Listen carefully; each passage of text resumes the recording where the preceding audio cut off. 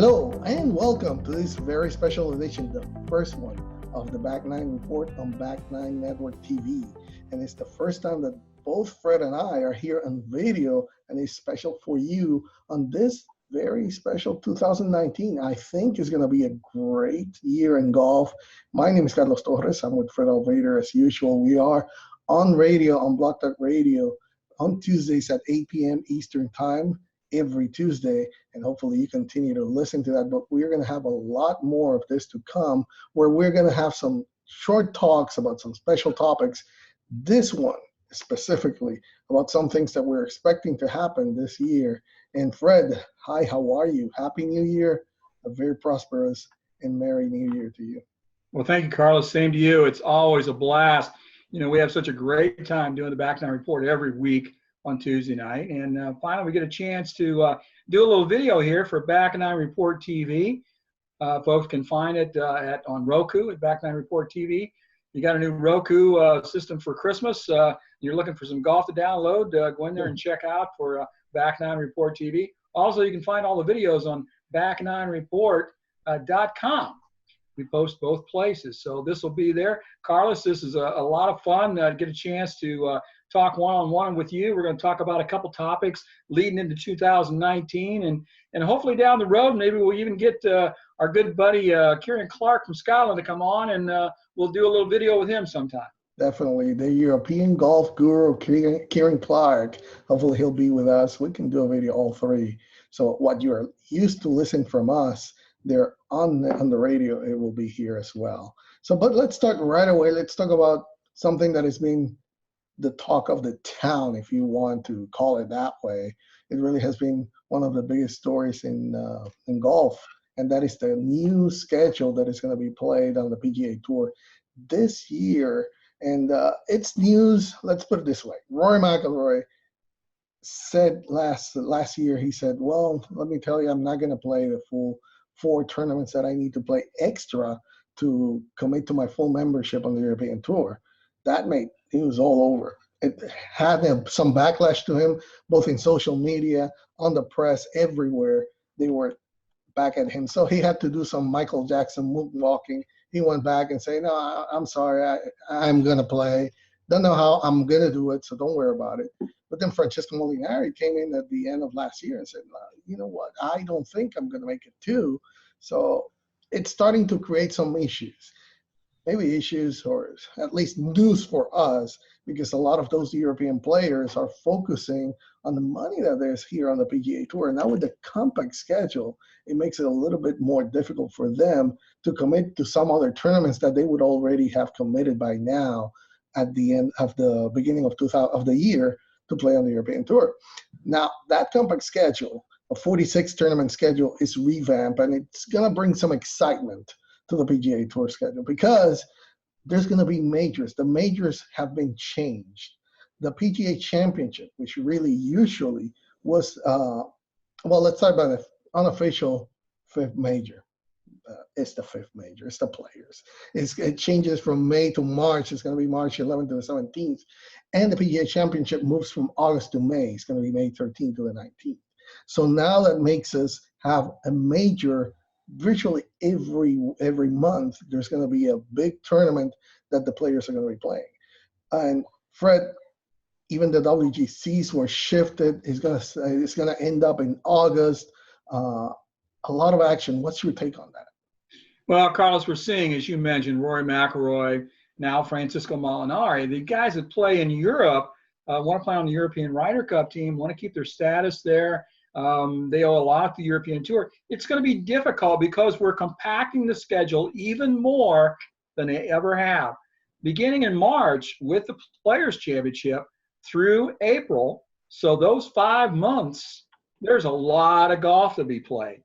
And so guys really have to pick and choose their places of what they're going to do. You know, last year we saw Tiger Woods in his run-up to try to make it into the playoffs play 8 events in 9 weeks. For a 41-year-old guy coming off 4 back surgeries, that was a tough ask.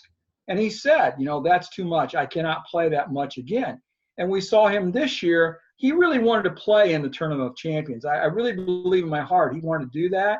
But I think the cooler heads kind of got to him and finally said, listen, Tiger, you can't fly all the way out to Hawaii. You can't walk up and down those hills for a week and then fly back. It's going to take a toll on your body. You know, you need to save yourself for the stretch run. Once, you know, he's going to start the year now with the Farmers, which is kind of traditional for him, at Torrey Pines, a place that he knows really well. So he's going to start there. But still, when we get to March and the players start, then you got the players, you got the Masters, you got the in May you've got the PGA, then you've got the U.S. Open, you've got the Open Championship, and then you go right into the FedEx Cup playoffs. It packs a lot of golf into a short period of time. It's going to be exciting for you and me, Carlos, because we got something to talk about every month and every week building up to each one of those major events. But for the players, it's going to be a lot of golf in a short period of time. Yeah, and I'm excited because there's also one tournament close to my heart, of course, back in Puerto Rico. The Puerto Rico Open is returning to the schedule following its cancellation this past year.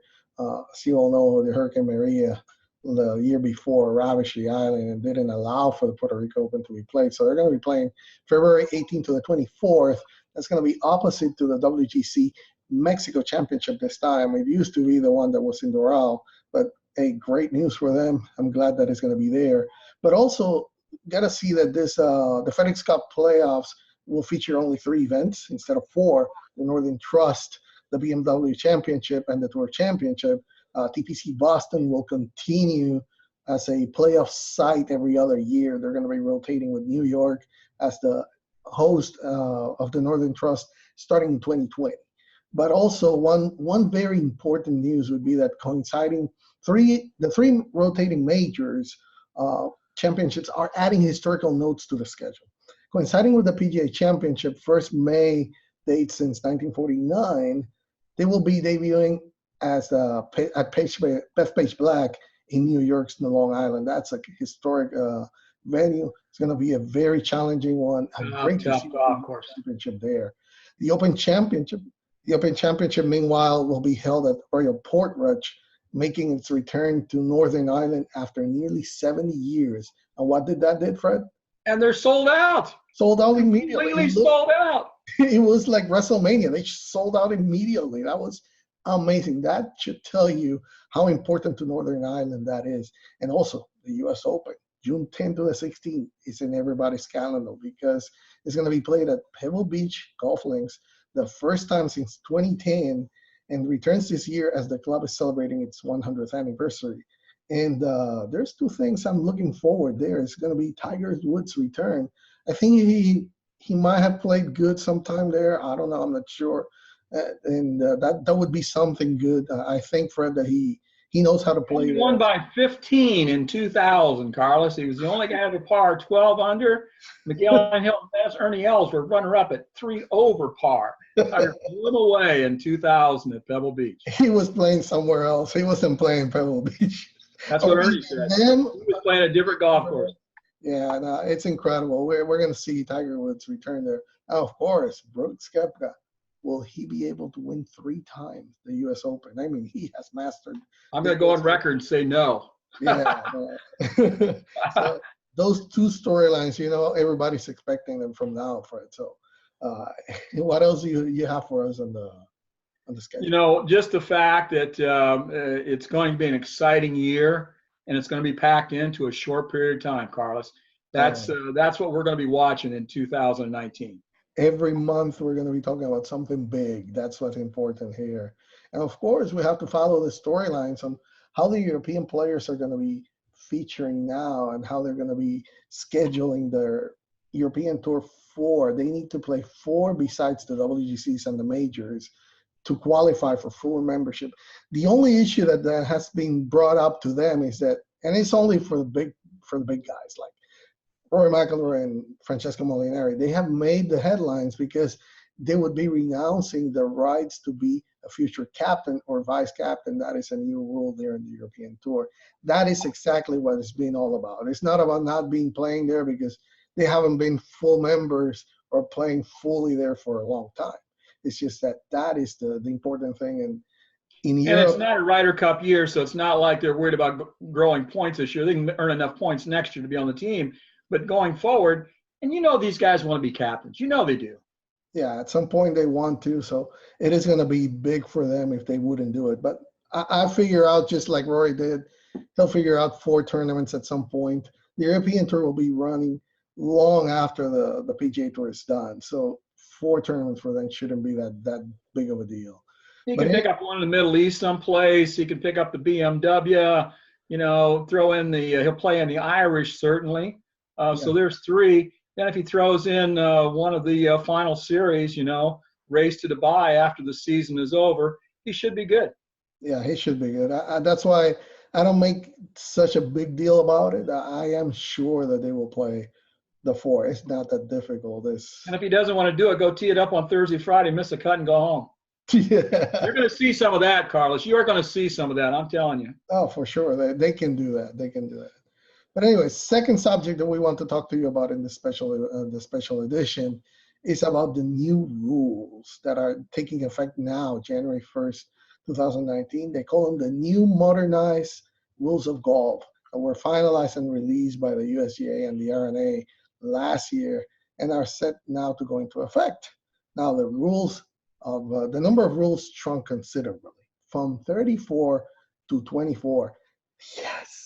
Wow, 10 There's less. still a lot of subsections A, B's, and C's under there, though, Carlos. Still, it's just 24. Not Okay. 34 with A, B, and C's and D's and E's and F's, whatever it is. I'm celebrating it's just 24 instead of 34. Anyway, so thankfully, they're also easier to understand and more in tune with the common sense, something that you and I, Fred, have been talking about, that you cannot put those two things, that term common sense and USGA and RNA, they don't go together. But Not in their DNA. so anyway, what do you think? To me, one of the most important things that I'm seeing is that they are really addressing the pace of play, those improvements. Of course, there's going to be some rules that are relaxed rules for unintentional acts, and we'll talk about them. But the pace of play to me has always been big. You know that anyone that has listened to the show knows I hate the pace of play. It's slow. They should make it faster. But what's your take on these new rules? Well, just one rule in particular, you know, they've reduced the time that you can look for a lost ball from 5 to 7 minutes to 3 minutes. So you're talking about, you know, 3 to 4 minute time change right there. If your group loses 4 or 5 balls over the course of 18 holes, that's 4 times 3 or 4, that's 12 to 15 minutes right there. Over 18 holes, it adds up quite a bit. So, you know, and a couple other rules. One is, you know, when back when I started playing, you know, back in the dark ages, right after Tommy Morris, you know, we used to drop the ball over our shoulder. I don't know who came up with that rule. You know, that was quite a. You had to be kind of a magician to do that. But then they changed it several years ago to where you just your arm at shoulder height and drop it from there. And even that, if you were playing in a little bit of soft conditions, or maybe you had to drop in a fluffy lie, that thing would go right to the bottom, or it might even set in a little depression when you drop that. Well, they've changed that rule. Now you're going to drop from knee height.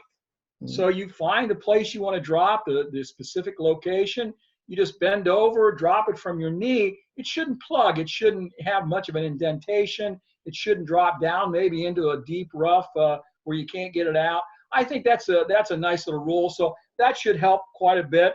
Another one, you can tap down spike marks on the greens. That may take actually a little bit longer because people will want to make sure they get all the little miscues out of the road so they've got a nice smooth putting surface. I can see that one taking a little bit more time maybe. Leaving this flag stick in when you're putting. Carlos, when I'm playing by myself, I never take the flag stick out. Leave it in all the time. I don't know why you wouldn't do it really. Everybody says, well, keep the ball. Nah, it's not going to keep the ball. There's plenty of room there. If you hit that stick dead on, it's going to go down in the hole. You know, another one that's important is you can ground your club in the hazards now. That's, to me, is a big deal. You know, that's always been something that you make sure you keep that club. You can't touch the ground when you're inside the hazard line. You can't check the lie. You can't see if it's fluffy. You can't see if it's solid.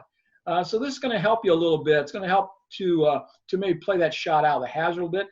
You still can't touch, still can't ground your ball in the bunkers, but any inadvertent touching as you take the club away, that's no problem. Don't worry about it. It's not a penalty. Go ahead and play the shot. Anna Nordquist got that taken care of for us a couple years ago. So all these things, as you mentioned, Carl, they're meant to help speed up play, make the game a little bit more simple for the average golfer. Hopefully it's going to help. Is it going to add some confusion? Yeah. The first 6 months or the first year, it's going to be a little bit confusing for some people, especially, you're out with your foursome and somebody's going to call a penalty on you or something, and you're not quite up to speed on what's going on. So I got 2 things for you, Carlos. Number one, I urge everybody to go to usga.org. They have a wonderful display and array of rules, decisions, and the new rules. They have great graphics. They have written text. They have videos. However you like to take in information, they've got it on these new rules and what you need to do. The second thing is all the sections in your golf associations in the states are putting on rule seminars. I know here in Ohio we have 5 golf associations that are USGA approved or sanctioned, and they're all conducting seminars. Miami Valley down here at Dayton is putting on 4 in like January, February, March, and April. So certainly you could find one of those. So I would urge you to go to usga.org, study the rules, and maybe attend one of these rule seminars, Carlos. Oh, definitely. And I have to say something to my guy, Sergio Garcia. You mentioned, although you still can't ground your club directly in front or behind the ball to preserve the challenge of playing from a bunker, you won't be penalized. Okay, if you slam your club in the sand after a poor shot. So Sergio, that's good. Relax. You can do that now. Okay, but that's part of what it's the relaxing rules for unintentional acts. There's a couple of others important to mention. Is there's no penalty for the double hit, known as the TC Chen, right? There's no penalty for. You're old to remember TC Chen, Carlos. I am. No, that was 1995 U.S. Open. I remember pretty good. Little straw hat, click, click. Right up here at Detroit, actually, at Oakland. Yeah. Yep. So no penalty also for accidentally moving the ball on the putting green or in searching for a ball. That's, of course, direct response to Dustin Johnson on the 5th hole in the final round of the 2016 U.S. Open. So that could be known as the DJ rule. And, of course, the pace of play. You have to make a shot each stroke in 40 seconds or less. Go ahead, just do it. Stop. I mean, it should not take. That's a lot of time. If you ever time that out, that's a lot of time. That's a lot of time. I mean, be ready to go. By the time you walk up to your ball, be ready, thinking about what you're doing. The other guy plays. 40 seconds, a lot of time. That's a lot of time. And you can and should play out of turn instead of spending unnecessary amounts of time deciding if your partner's ball is 1 inch closer to the hole than yours. That's ready golf. Let's do it. Let's go play it. I mean, it's going to, like you said, it's going to impact maybe more on the amateur side than what the pros does. But that is common sense like this that will resonate with all golfers, especially those of us who suffered the indignity of being penalized for an absurd occurrence. Yeah, I have been. But anyway, finally, we get some justice and common sense. Again, I can't believe I'm saying common sense, USGA and RA. I can't believe We're going to be kinder, gentler. Yeah, we're going to talk about this in a minute. Yeah, it's oh goodness. Anyway, Carlos, I got a couple of questions. I got a couple of questions for you. Number one, by virtue of his 2 major victories in 2018, Brooks Koepka took over a slim lead in the official world golf ranking. Justin Rose is currently just 1/100th of a point behind him for 2nd place. Rose was number 1 for a couple of weeks, but Koepka slipped back around him. You've got Justin Thomas and Dustin Johnson right on their heels. They're very close as well. So it looks like those 4 are probably going to go back and forth for the number 1 for a while, it looks like to me, unless Koepka just runs the table or something. And then a little bit farther back behind that, you got Bryce DeChambeau and Jon Rahm They're a little bit farther back. They're going to have to do something spectacular to move up to the number 1 or number 2. But my question to you is, Tiger Woods is currently, I think, about number 13 in the world. He made a big move last year. Do you see him getting to number 1 in 2019? Wow. You know, when we did our first show on the Back Nine Report last year, he was 656 at the start of the year. He's now currently, like you correctly mentioned, number 13. That's 643 slots up. For any player to get 643 slots up, especially to get to number 13, you have to have a remarkable year. Now, from there to get to the top, it's really tough. It's really tough, especially when he's more than 4.3 points of difference between him and Brooks Koepka and Justin Rose. So also there's a lot more competition. Let's take for example, Bryson DeChambeau. He started 99, and after his great year that he had maybe the best year statistically without taking the majors, of course, because that was Brooks Koepka who had 2. But with the great year that Bryson DeChambeau had, he will move from 99 to number 5. He couldn't make it to the top. And you could argue he was maybe the hottest player all year, especially at the end. But for Tiger, he has a lot of players. Brooks Koepka, Justin Rose, Dustin Johnson, Justin Thomas, John Ram, Francesco Molinari, who's revamped and he's playing incredible. Rory McIlroy is ahead of him also, another great player that can, if he gets it together again in his mind, he might be up there right away. Tommy Finau, who had an incredible year. He was a top 10 machine. He moved from number 40 to number 9 right now. Ricky Fowler, Tommy Fleetwood, some players that are outside of the top 10 but still ahead of him. Fleetwood had a phenomenal year. And how about Jason Day, who is coming back into his own? He's finally healthy. He's expected to have a great year. And Jordan Spieth. Hey, those are 2 players as well. We're talking about almost 13 to 14 players that can contend with him. It's going to be really tough. I'm not going to rule it out, but even if he has 5 wins, maybe a couple of majors, it wouldn't be enough to make it this year. But certainly, I think we're going to get a good taste of what he can do. And probably, if he keeps healthy and keeps playing at that level, he might make it in 2020. But 2019, it seems a little tough. Yeah, I have to agree with you. It's going to be really a tough ask for 2019, even when he's starting at 13. When he came so far last year, it gets a lot tougher from here on up. So, yeah, I think you're right. Maybe 2020, but we could see 1 or 2 major wins from Tiger. The Masters, of course, Augusta, again, Pebble Beach. Those are 2 places he really likes. Maybe he could pick up a win at Memorial. He could pick up a win at Torrey. He could easily come out with 4 or 5 wins. Another place would be Arnie's place, Bay Hill. I was going to mention Bay Hill. Yeah, so there's 5 really good courses for him this year that he really likes. So we could see a lot from him. My second question is, here we are at the first of the year. A lot of people like to make New Year's resolutions.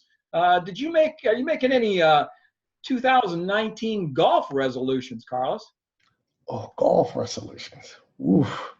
Well, as you see, I packed in a little bit of the pounds. So that my first resolution is not golf. It's let's get some pounds off. We'll blame your wife for that. She must be too good of a cook. My wife is. I'm not. I admit it, and it's on record. It's on video now. She is a great cook. And unfortunately, I'm paying the consequences for that. Yeah. But anyway, I have to really get in shape, and I want to play more golf. I haven't been playing as I would like to. My work really doesn't. In all fairness, people should know that you completely relocated from Puerto Rico a couple years ago over to the Dallas area. You've been, finding a full-time job there, relocating your family. You've got all your family there now, starting a new job. So you've had a lot on your plate the last couple of years. Yeah, it's been a little tough, but I think this year we're finally balanced. We're finally stabilized, and we're going to be back to normal. Let's put it that way. And of course, I got to go there and play with you, man. We have to play around the golf at some point. So I'll make that one of my resolutions for this year. Well, I'm normally not a big fan of resolutions. I'm not even a big goal setter. Drives my wife nuts. She likes to have a plan for everything. But I have kind of an idea of where I want to get to and how I can get there. But I don't usually write it down or make a big deal out of it. But Carlos, one of the things I want to try and get done this year. I really think I've been playing with the same old set of clubs for a long time.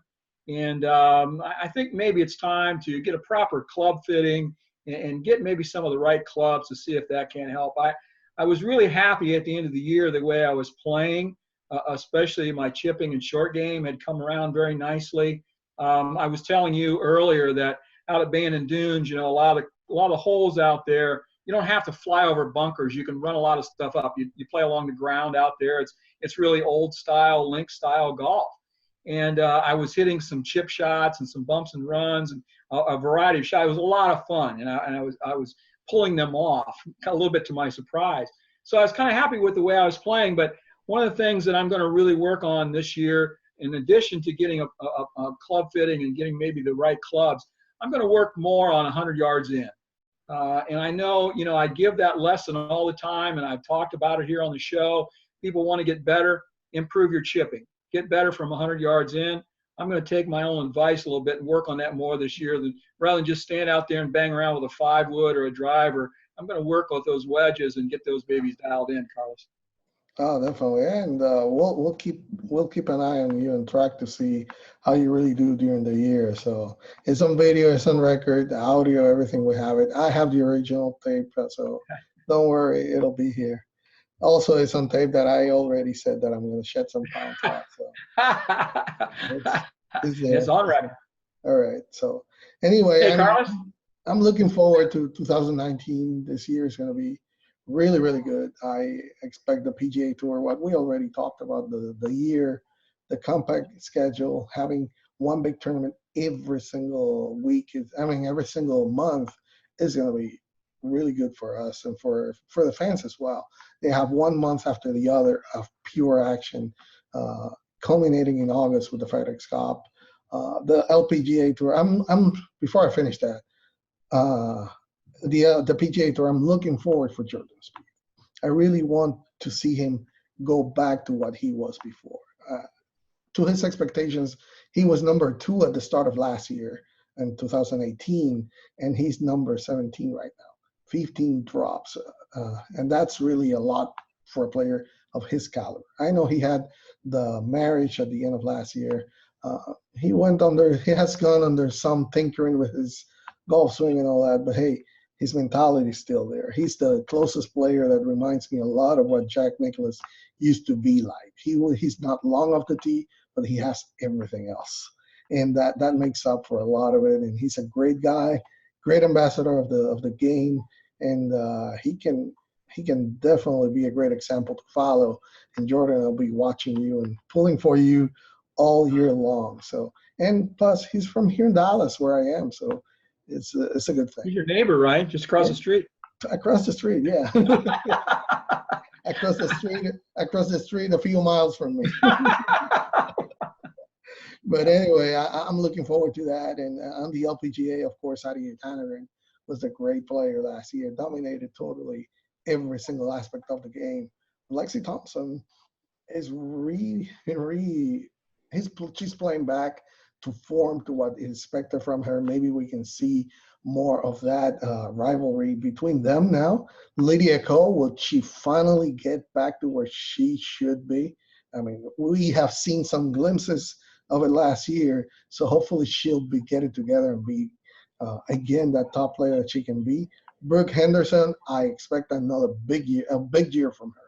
I think she'll get it together, and I think this will be her biggest year so far in the LPGA. I'm looking forward to seeing her. Of course, all the other big players, Sung Hyun Park, will she finally get on her mind that she's that good of a player? And let's see if young Lee 6 will be playing. I'm looking forward to it. She's a real treat. If you think that Sung Hyun Park and Yin Young Ko the past 2 years were great players as rookies, wait until you see this girl. She's really good.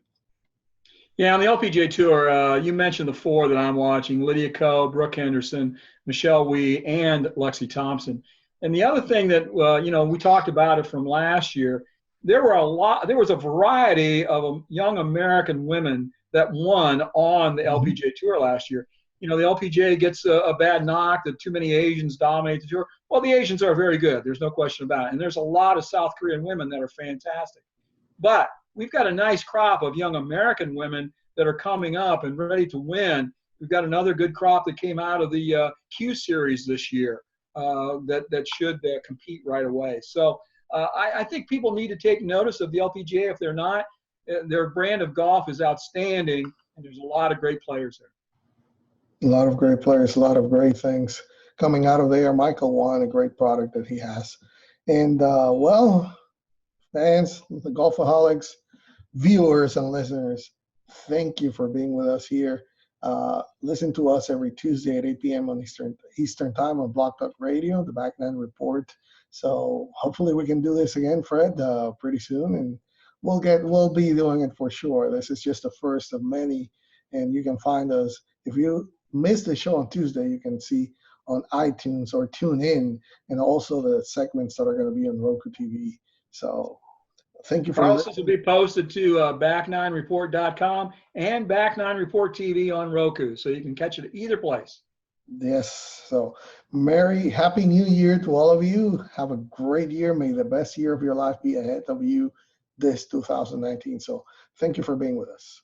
It's only 100 days to the Masters, Carlos. See ya. Yes.